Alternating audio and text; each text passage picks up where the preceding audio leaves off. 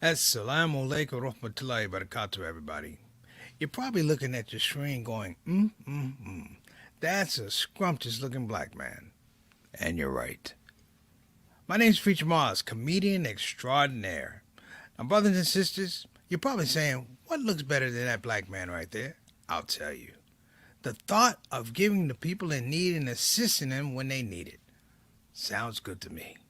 With that, I introduce the Launch Good Ramadan Challenge. Again, that's the Launch Good Ramadan Challenge, which I'll be highlighting on my show, the Shout Out Show, the last 10 days of Ramadan. And brothers and sisters, don't miss out. I'm going to tell you why. I am a good looking black man, yes. I'm a comedian extraordinaire, yes. But the Ramadan Launch Good campaign is a dope project. And I tell you, if you join, you might actually be as dope as me. Now, some of you going, Preacher Moss, I've heard people talk about the Launch Good Ramadan Challenge. What makes your message so different? I'll tell you why.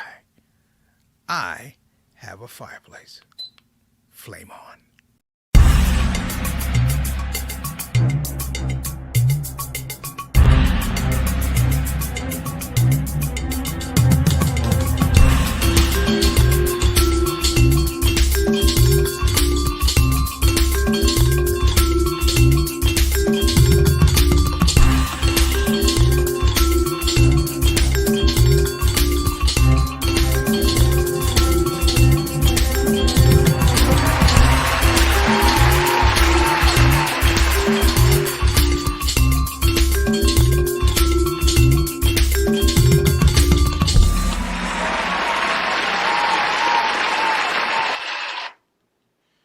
Assalamu alaikum rahmatullahi wa barakatuh, everybody, as we are in the final days, the final throes, if you will, of Ramadan. I hope you're doing well. I hope you're having a blessed fast and you're getting all the spiritual rewards, all the spiritual nutrients, and being able to connect with family and friends and religion and Quran and the Prophet, peace and blessings be upon him, in different ways, in meaningful ways. I hope that's happening for you. And if not, you still have some days left, brothers and sisters. And as well, I hope that during this time while we're watching what we eat, or we're looking at our consumption, if we will, we also, I hope so, that we are watching what we eat, trying to be a little bit more of a picky, healthier eater along the way.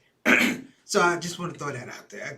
I couldn't resist. I had to throw that out there. So more importantly today, this is probably one of those slower days. I want to give a shout out.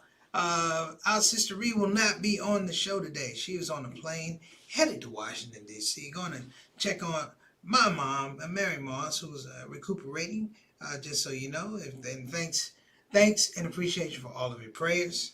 I appreciate that. So, the scale of the show today is a fun show.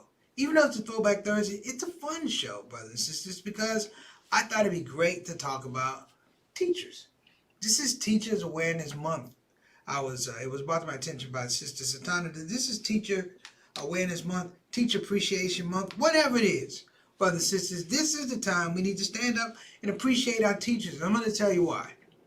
I think whoever came up with this month for it to be Teacher Appreciation Month, a week, or whatever it is, it's important because this is the month before everybody starts to graduate. Everybody's graduating, getting their degrees, they're finishing, going on to the next school, going on to that next stations of life. You know what the teachers do? They sit there and they wave goodbye. Well, we're not going to wave goodbye to those teachers. We're going to talk about some of those teachers. I am hoping that on the show today, some of you tell me about some of the great teachers that you had. Some of the teachers that made a difference, if you will. Some of the teachers that inspired you to be better people, better students. I can think of several teachers, and I'll talk about them today, who really lit a fire up underneath my butt and said, hey, boy, you better look around at your life because you need work to get out of here. And just generally, I want to give some appreciation for educators overall. And when I say educators overall, because it's not been easy the last 2 years. During COVID, having to pivot, not just how you teach, but whole learning philosophies to make sure that kids were getting their education. And I have to shout out teachers because that's not in the manual, brothers. This is pandemics are not in the teacher manuals. Pandemics are not in classroom management. They didn't have classrooms. They were managing classrooms through computers, much the same as you see right now. So Well, let me shout those people out. Big ups to my teachers. We're going to be talking about you, but let me get to the beginning of the show if you don't mind. Brothers and sisters, if you're coming on the show for the first time, you came on a great topic today. Teachers. Celebrating teachers. Now, let me give you the rules, the protocols, if you will, which is when you come on the show, don't be shy. Don't act like you haven't been somewhere before and had an opinion about what was being talked about. Easy thing you can do is get in our comment section, let us know who you are, vibe, express yourself. I don't have a problem with that. I'm going to tell you why I don't have a problem with that, because that's the way this is. While I'm the host of the show, I don't own the platform. We own the platform. So some simple things, if you're going to stick around, please click that subscription button. Click the, I want to say the, this is the Ramadan fall. Subscription button, notification button, and the like button if you like the show. All right, so I'm going to get into my comment section. We got some people who are standing by. Let's get them out here. Wa alaikum assalam rahmatullahi barakatuh. Johnny Thomas, my brother JT, who has opted to join us in the fast, join us Muslims in the fast. I don't like saying JT's not Muslim. It doesn't make a difference. He's my brother, so he does. He's my brother, so he can't tell me anything different. But he decided this year to join in the fast. He's done it other years, but this year he went all the way. No food, no water. I mean, he went all the way trying to really take himself to that spiritual place. I hope you got there and you enjoyed yourself and you loved yourself and you love God more and you love your family more, because this is really what this thing is about. It's not about, hey, because you can starve and you can go thirsty anytime you want to. But this is different because not only am I doing it, but there are people around the world I don't see, people I do know, and they're going through the same thing. So we're engaging in this, I don't want to say hardship. It's not a hardship. We're engaging in this process whereby, like I talked about yesterday, you give a little more and you take a little less. That's kind of what Ramadan is, man. Give a little more, take a little less. The whole idea is zakat during the time of Ramadan. Give a little more, take a little less. I mean, this is what it comes down to. So, big ups, JT. Hang on in there, brother. We're less than a week away, man. I salute you. Next up, we have our Canadian ambassador to the Shout Out Show. We're the only show that has an ambassador. Our Canadian ambassador, wa alaikum assalam, rahmatullahi barakatuh. Brother Altaf, man, I appreciate you coming on the show as always. Anybody has a problem with residency, anybody have a problem with immigration, needed to get on the Shout Out Show, you need to talk to Altaf Rashid. He is the man. I defer everything to you, brothers, in regards to any customs issues getting on the show. But my man is here on time every day. And I just want y'all to know, I say that all the time. JT on here, all of that. This is what makes the Shout Out Show what it is. People getting here on time, and we have, because you know what? It's funny. We still stick very, very close to that whole idea of a half hour. And I think it's really important. Last but not least, we want to give a shout out, of course, to our consultant producer, Satana. She is on her way to get her first COVID shot. Not COVID shot, vaccination. You don't get a shot of COVID. But she's on her way to get her first vaccination. Wish her the best. Don't pass out. Don't pass out, but don't hang out. Make sure you look at the social distancing rules. I don't like to come around people when they're sick or they trying to get something because they're worried about getting sick. But that's just me. Enjoy yourself. She's on the show, but she will dip out eventually when they pull out the needle. She's going to dip out or pass out. One of the two. So, Satana, we salute you. She's actually in her car right now, headed over to the vaccination spot. Still running the back, so big shout outs for that. So let's talk about this. Celebrating teachers in our lives. Now, when I say teachers, of course, there are levels of teachers. There are life teachers, there are spiritual teachers, there are educational teachers. I would like to take a educational teacher first. You've heard me talk about her before. This woman changed my life. Her name was Miss Alveda Jones. She was my 6th grade teacher. Miss Alveda Jones, the first day of 6th grade, she walked into a rowdy bunch of kids. Rick was in the class with me. She told everybody to sit down and shut up. And then she proceeded with these words. I'm not here to be your friend because I don't have any 11, 12-year-old friends. She said, I'm not here to be your friend. I'm not here to be your buddy. I'm here to get you ready for life. Sit down and shut up. That was it. At that point in time, we knew that we were not going to have a lot of fun in Miss Alveda Jones' class. And we dare not say something to her because the wig she wore always had the tag in the back. That's off to the side. Miss Alveda Jones came out of the school of black teachers. Now, when I say black teachers, she had come through a system of education that was segregated. Probably most of her college was segregated or was coming out of segregation. And she opted to be a teacher. Now, she didn't opt to just be a teacher. She dedicated and committed herself to be a teacher. And this is why this is important. Because people like Miss Alveda Jones were the framework and foundation for people like myself. You see, when I got to the point of when I wanted to be a teacher, it was an option. To her, it was a commitment. It was almost, for lack of a better word, it was an obsession to make sure that particularly young black kids, young black boys, young black girls got an opportunity at a bite at the education apple. Because literally, she went to schools that were segregated. My mom went to schools that were segregated. My dad went to schools that are segregated. My aunt, who has a doctorate, started out in a segregated school. This is not to say this is about race. I'm giving you a little history about the time, brothers and sisters. The time when I went to school, it wasn't segregated, but they were trying to do integration. So the education around integration was difficult because you were so consumed with how am I framing myself as an identity, as a personality. How am I growing into my agency as a young black man in a school full of white kids that some time ago didn't have any black kids? How do we value ourselves? And Miss Jones, God bless her, may Allah be pleased with her, she was the one that pulled us through.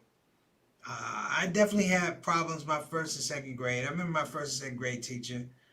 They were Miss Benson and Miss Deirdre. They were horrible teachers. Not that they were white, they were just horrible teachers. And they didn't understand culture. They didn't understand that, you know what? A black person could be right about white history. Let me say that again. A black person could be right about white history, meaning that one of the most valuable things that my parents ever got me, and my uncle engineered this. It's still in my mother's basement, as a matter of fact. It's a collection of the Encyclopedia of Black History. Let me say again. It's a full collection of the Encyclopedia of Black History. And I read those books from a very young age. And they helped me frame black identity and black pride, particularly going to these schools. And the interesting thing was, teachers like Miss Jones, she didn't pull on that history. She pushed us to make our own history in that school.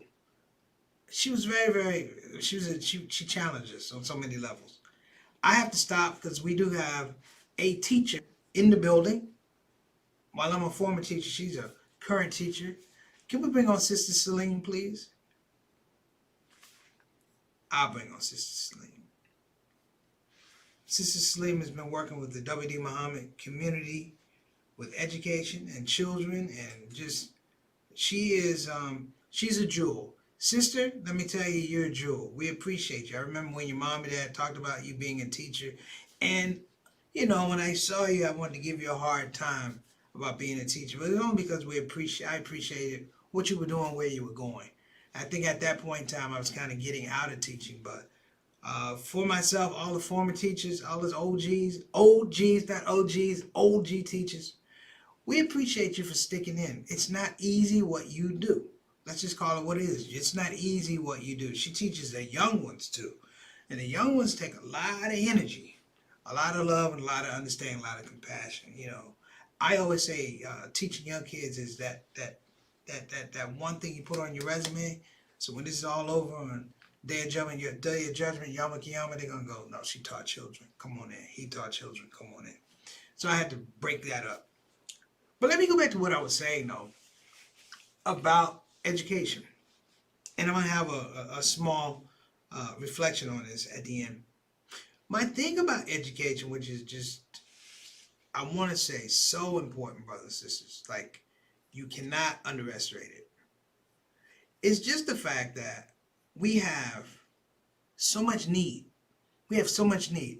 When I think about it, Miss Jones, who was my sixth grade teacher, later on, she actually talked to me when I got older. And she talked about how she took an interest in me and several kids. Not that we weren't smart. She said you didn't really know how to navigate the system. We were headstrong in a way that some of our teachers, they weren't used to. So I was a headstrong kid, along with a couple other kids. And she was like, I pulled you guys out. And it's funny, they tracked us from the time I got to that school, Seabrook Elementary School in Atlanta, Maryland, Seabrook, Maryland. I was tracked to be in Miss Jones's class. And it's interesting because it was Miss Jones who told my mother not to send me to public school. It was Miss Jones that told me to send me. I wound up in private school going 6th to 12th grade, military school, as a matter of fact. I hated the decision when I had to go, but I appreciate it. Now, let me give a comment to my sister. Because my mom was a teacher, my friend in the classroom. The Saleems are her parents, also teachers. They are her educators. There you go. There you go. So, and there's a nobility to teaching too. And I didn't really realize or recognize or appreciate the nobility to teaching until, 3-4 years out of the game. You start looking at teachers who, they don't necessarily care. They're there, they collect their check, and they go home. They're not really worried about the welfare of the kid. And I tell you about this nobility about teaching, I realized when I became a teacher. I went through the shift of, okay, the kids need to do what I'm telling them to do, to the things I need to do what they need me to do. I need to do what the kids need me to do. And so I'm going to give a shout out to Miss Jones, who's probably in her late 80s, probably 90s, right? Early 90s right now. But I'm going to give a shout out to that lady because of all the things I may say about Miss Jones, her wig and the tag in the back and all that stuff, that woman cared. That woman cared, and I mean, she really, really, really put it on us, and she instilled in us the fact that we need to make sure that all these things were happening in a good way, in a positive way. Our education meant something to us. So when we left school, we still had the fire. So I'm celebrating her as one of my teachers. Now, I had also had the fortune, I had a blessing of earning my master's in Islamic education. And I have to say that the teachers, Dr. Douglas, Dr. Alavi, some of those teachers were really, really good. They were really, really good. And Dr. Sylvia Chan Malik, exceptional teacher. Oh, we got Sister Ree has landed in Washington, D.C. Ree, don't move, because I know I got to help you out there. So don't move. I'm almost finished with my show. Sister Salim says educators are different because their mindset is whole education universe is your classroom. You know what? I'm going to piggyback on that, Sister Salim. The one thing I learned about educators is they have a unique capacity to compartmentalize. It's the freakiest thing I can talk about.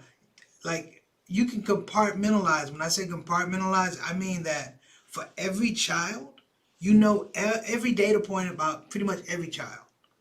Almost every data point about every child. Like, when I say that, it means like that one's learning at that level. It's like a computer that you don't put the data into. You just know. What we got here? All right. Don't move. The Salems always cared about beyond the classroom, mom included. They brought students into their homes and were visiting. Well, the Salems are classics.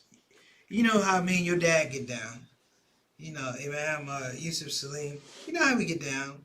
Sister Marion Salim. And I've been knowing them for quite a number of years.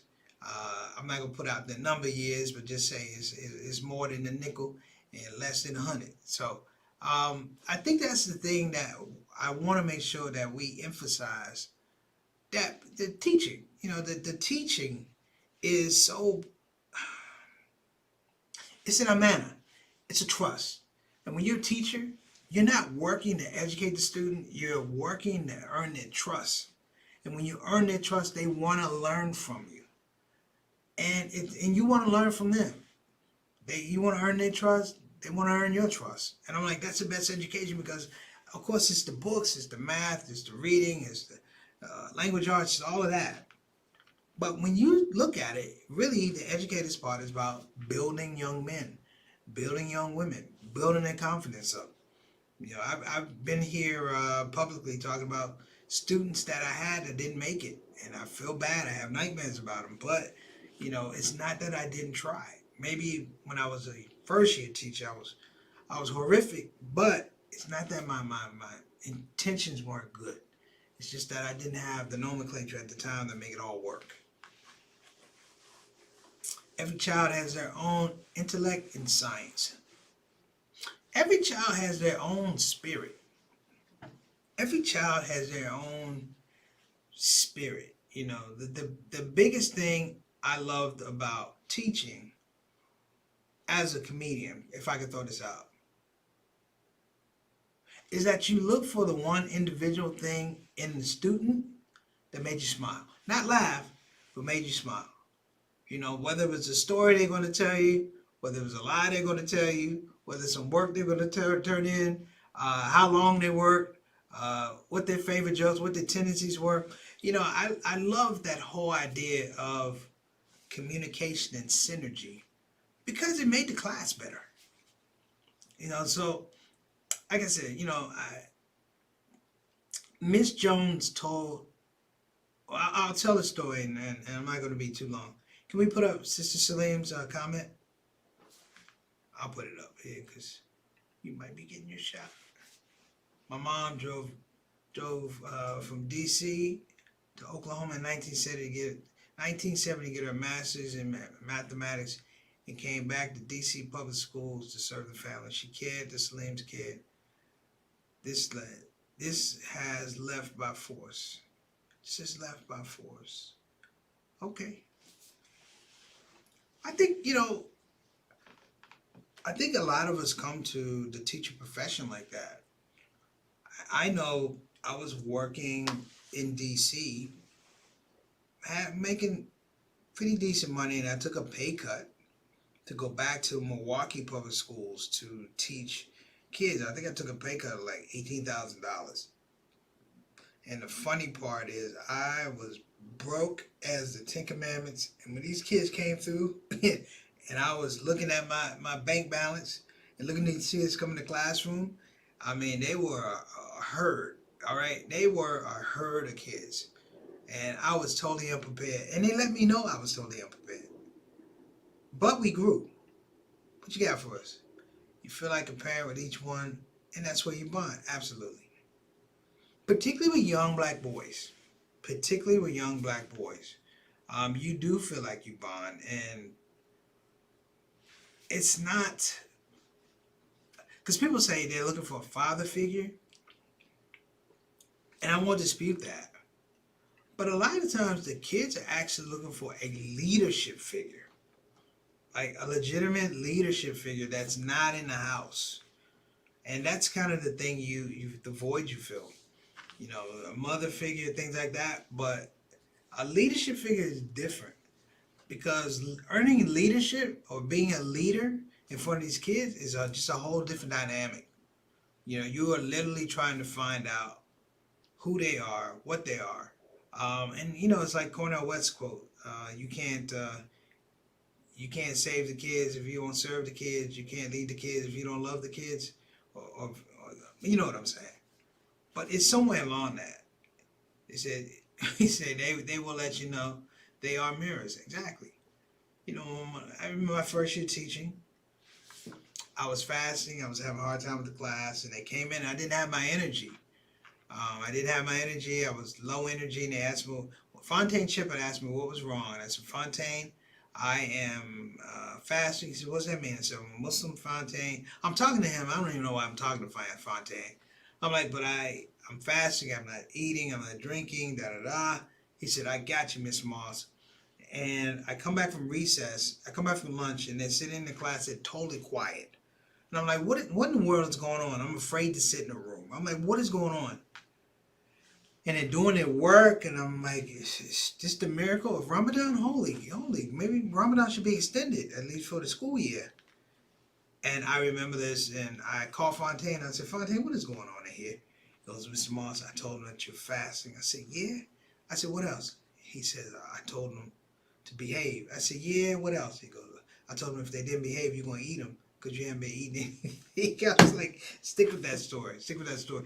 JT says his favorite teacher, the teacher that made a difference, Mrs. Nash, the second grade teacher. Was that at Lutheran Emmaus, JT? Was that at Lutheran Emmaus in Milwaukee? I remember all this stuff. Let me know. Let me know. So, brothers and sisters, the time went kind of quick, a little bit quicker than I thought it was going to go. Great topic, great comments. Sister Celine, thank you so much for jumping on. And before anything happens, please call your father and let him know I said salam, and your mother as well. I know, you could tell him that, but I'm going to call him Ma'am Salim. We are overdue. I see him sometimes when I'm at home, and we have brief conversation, but not like we used to when he was the imam. So I owe him a call. Just let him know I owe him a call, and I'm wishing him the best. You and your family and your mom, everybody, I'm wishing you blessed Ramadan. Okay. So, brothers and sisters, I'm going to go to the reflection, and then we're going to go to our sponsors. All right.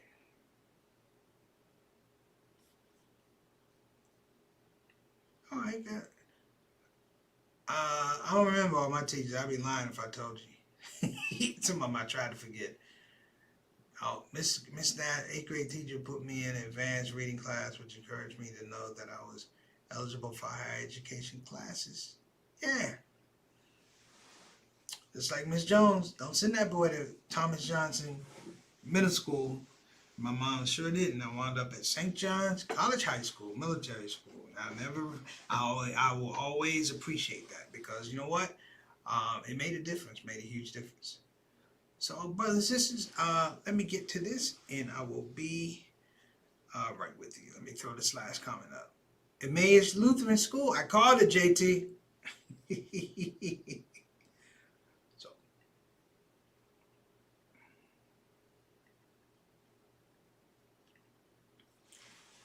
today's spotlight, brothers and sisters, is sponsored by Bannock Adventures.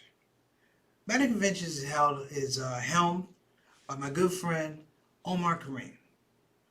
Bannock Adventures is a leading and a very, very progressive real estate development firm out of Washington, D.C. Omar Kareem, a former lawyer, has done amazing things as a real estate developer, but also as an entrepreneur and a philanthropist in the Washington, D.C. area. Just this Ramadan, they're trying to collect stuff for toys, not only to give to Muslim kids during Ramadan, but for non-Muslim kids to understand the joy and the blessing of this time. Omar's been a dear friend, supporting me and my family for quite a number of years, but he's been a bigger friend to the Muslim community. Quietly, I say, quietly. He doesn't want the accolades. He doesn't want to be put out there. You know, recently, Brother Omar, and I have to mention Brother Muhammad Jarwi from K&E Electric, came to the rescue of our mother's house to help her out. And it just was a beautiful thing, because I saw them at Juma in Southeast Washington on Martin Luther King Avenue, outside the old Claire Muhammad School, the old American Islamic Heritage Museum. And we prayed in the parking lot. And as we prayed in the parking lot, I looked at the humility of these guys, Brother Muhammad and Brother Omar. And I said, somewhere in the history of these guys, they had amazing teachers. Now, we didn't get to the levels of teachers. We stuck on the education level. But you know, your parents are some of your greatest teachers. Life is a great teacher. But more importantly, the person that gives you life, and the person that gives that person life, is the greatest teacher of all. And that's Allah subhanahu wa ta'ala. So let's keep in our hearts and keep our minds that, you know what? Life is all around us.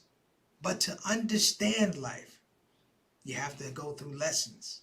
You have to be taught to appreciate it, to interpret it, to reinvent it, to distribute it, to share it, to make it better.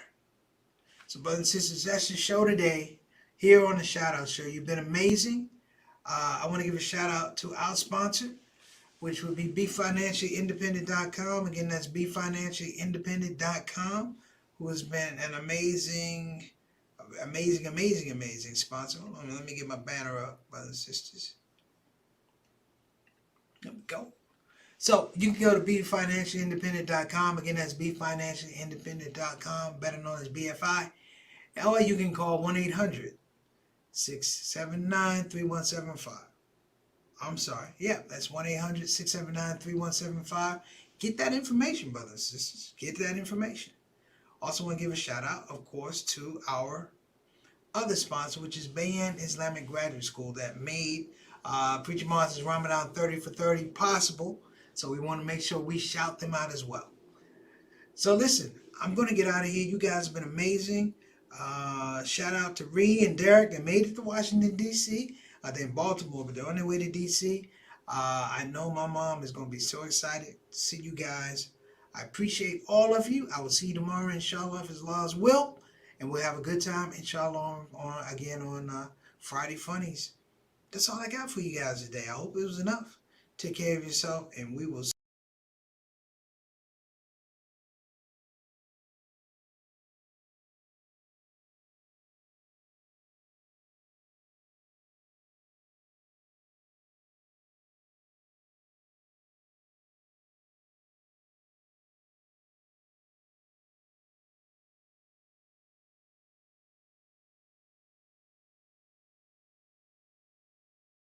Hey everybody, this is your brother Preacher Moss. Listen, I hope that you enjoyed your Shout Out Show experience. We'll be back with the next show, the next Shout Out Show. A simple ask before you go, please help your brother out. Click that subscribe button, click that notify button, and I'll see you again on this side of the microphone.